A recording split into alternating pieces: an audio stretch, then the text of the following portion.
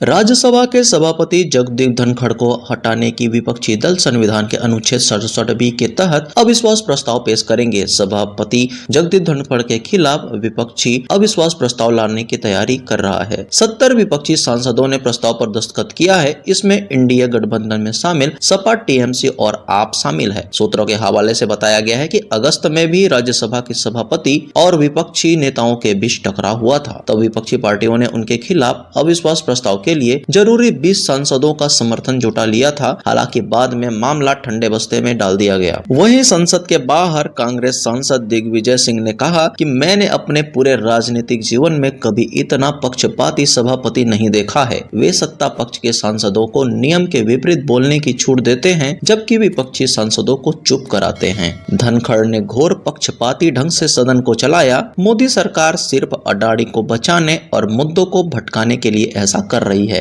अगस्त के महीने में मानसून सत्र के दौरान सपा सांसद जया बच्चन और जगदीप धनखड़ के बीच बहस हुई थी। इसके बाद विपक्षी दलों ने धनखड़ को हटाने के लिए प्रस्ताव लाने की तैयारी की थी। तब 87 सदस्यों ने प्रस्ताव पर हस्ताक्षर किया। दरअसल राज्यसभा की कार्यवाही के दौरान सपा सांसद जया बच्चन ने सभापति की टोन पर आपत्ति जताई थी। धनखड़ ने सपा सांसद को जया अमिताभ बच्चन कहकर संबोधित किया था। इस पर जया ने कहा था, मैं कलाकार हूँ, बॉडी लैंग्वेज समझती हूँ, एक्सप्रेशन समझती हूँ, मुझे माफ कीजिए लेकिन आपके बोलने का टोन स्वीकार नहीं है। जया की इस बात से धनखड़ नाराज हो गए। उन्होंने कहा था, आप मेरी टोन पर सवाल उठा रही हैं, इसे बर्दाश्त नहीं करूंगा। आप सेलिब्रिटी हो या कोई और, आपको डेकोरम बनाना होगा। आप सीनियर मेंबर होकर चेयर को नीचा दिखा रही हैं। बहस के बाद धनखड़ ने राज्यसभा अनिश्चित काल के लिए स्थगित कर दी थी। वही आपको बता दें कि उपसभापति को हटाने की प्रक्रिया 3 पॉइंट्स में आप समझ सकते हैं। उपराष्ट्रपति को हटाने के लिए क्या प्रक्रिया है, आइए जानते हैं। उपराष्ट्रपति राज्यसभा के